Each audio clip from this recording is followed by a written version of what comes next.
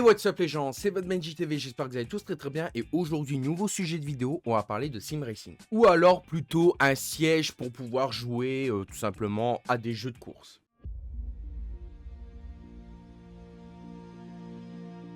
Alors à l'époque, je me rappelle que j'avais le Playseat Evolution blanc.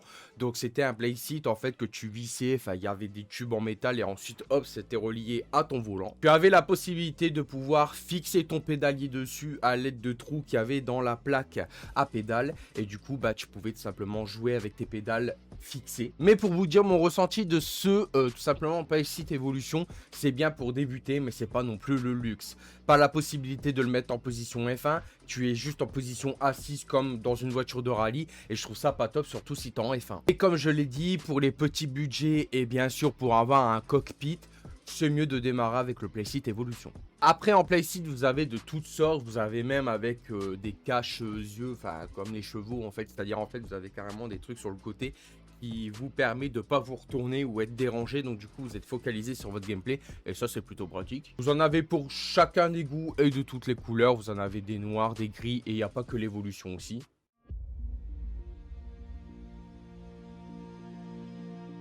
Dans la gamme Playseat, vous avez tout simplement beaucoup plus cher, c'est-à-dire la version position F1, mais je ne sais pas ce qu'il vaut. Beaucoup de gens en disent du bien sur la version F1, mais personnellement je trouve que c'est cher pour ce que c'est.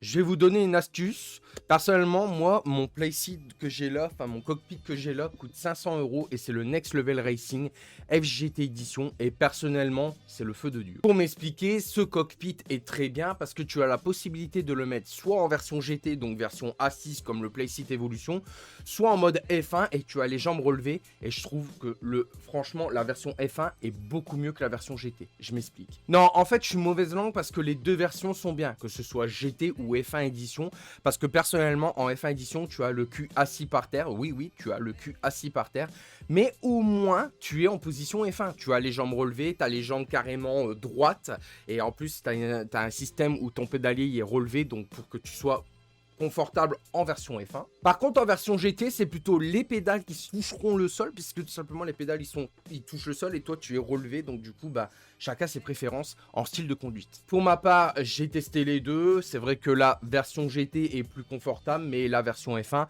est plus pratique à conduire, surtout quand tu joues sur les jeux d'F1. En version F1, tu as la possibilité d'avoir le volant comme ça, donc ça dépend, tu l'as devant toi, donc tu as ta tête comme ça, donc en fait tu as la possibilité de jouer comme un pilote d'F1. Et en version GT, tu l'as clairement au niveau du ventre, donc tu l'as vers comme ça, à peu près ici, et puis c'est mieux pour jouer tout simplement avec les volants ronds, comme ça au moins tu vois tout ce que tu veux sur la route et tout, tu vois carrément, enfin sur la route, tu vois carrément tout ce que tu veux sur ton écran, et c'est plutôt pratique. Ce Playseat là, je le conseille pour les moyens budgets. Je m'explique, il vaut quand même 500 €. Si vous n'avez pas l'occasion de mettre 500 € dans un cockpit, prenez Playseat Evolution ou ce que vous voulez. Ça fait très bien l'affaire pour débuter, je l'ai dit en début de vidéo. Mais si vous voulez tout simplement avoir un budget, si vous avez un budget un peu plus élevé, prenez ce Playseat, vous allez voir, vous n'allez pas être déçu. Plusieurs possibilités de réglage avec le Next Level Racing que je possède. Vous pouvez le mettre en version F1, vous pouvez le mettre en version GT, ça c'est sûr.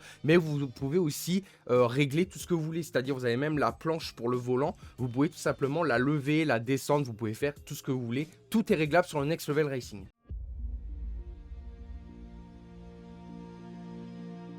Alors on va passer à un budget un peu plus élevé, le Playseat version F1, je sais plus son nom, je m'excuse par avance, mais vous l'avez de toutes les couleurs, vous l'avez en rouge Ferrari, vous l'avez en Red Bull, vous l'avez en Mercedes, d'ailleurs ces trois là sont juste incroyablement stylés, mais personnellement le prix est très élevé aussi. Après en prix élevé vous avez tout simplement le cockpit d'Anna Honor qui est tout simplement, alors Anna Honor elle a tout simplement un siège où elle est assise dedans et elle a encore tout ça au-dessus d'elle, et en vrai pour vous expliquer, elle a son volant qui est accroché et les pédales qui sont accrochées, et personnellement vous avez de toutes les couleurs aussi, vous l'avez en version alpine, vous avez vraiment tout ce que vous voulez en termes de personnalisation. Ce qui est bien avec ce simulateur là, c'est que personnellement tu peux avoir n'importe quelle couleur, tu peux le personnaliser à ta façon dans le dos et tout ce que tu veux, mais c'est vrai que l'assise doit être hyper confortable. Moi-même j'ai pas pu le tester, donc c'est pour ça que j'en tire des conclusions, mais il doit être ultra confortable pour jouer aux jeux vidéo.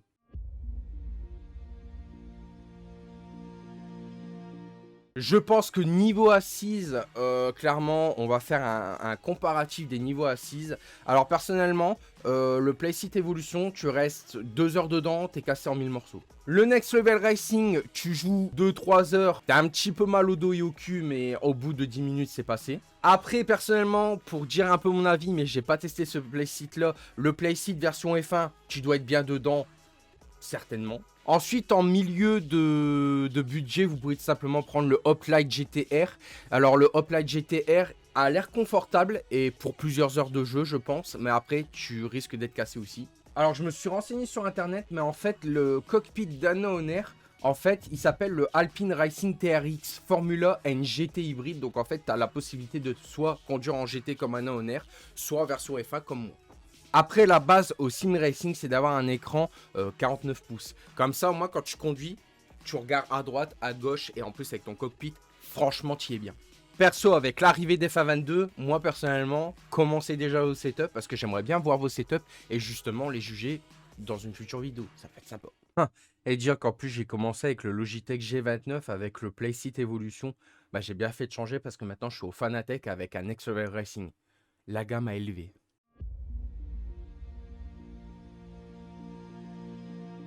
Pour répondre à la question du titre de cette vidéo, bah personnellement, quel simulateur on devrait avoir en 2022 ? Bah, je vais être franc avec vous, le Next Level Racing avec un milieu budget, enfin un moyen budget à 500 €, il fait très bien l'affaire.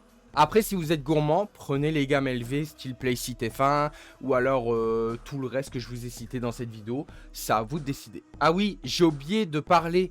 Vous pouvez aussi faire votre propre Playseat avec les tubes, les en acier, j'en passe, mais c'est un coût. Et quand je parle de coût, je parle de coût très élevé. Mais bon, le confort au moins, il y sera. Et pour les petits budgets, pensez à Playseat, parce que ça fait très bien l'affaire pour commencer le sim racing. Vous trouvez des Playseat à 300 €, à moins de 300 €, ça dépend si vous le prenez d'occasion ou en neuf.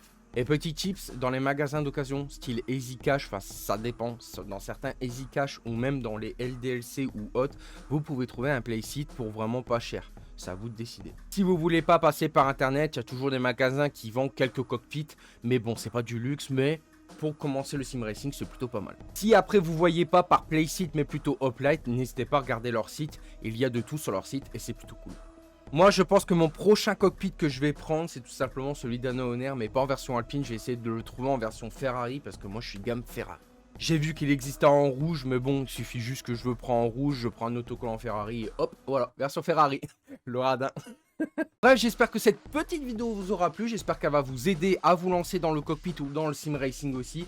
Vous savez tout sur mon expérience dans les sim racing. Moi j'ai eu Playseat Evolution et aussi Next Level Racing, et pour l'instant le Next Level Racing c'est le feu de Dieu et il fait le taf. N'hésitez pas à donner vos avis ou alors plusieurs Playseat que vous voyez ou cockpit que vous voyez dans les commentaires qui peuvent faire le taf et qui peuvent aider aussi les gens à se lancer dans le sim racing. Pour ma part je vous laisse, il y a un orage qui arrive, c'était votre Benji et tchou.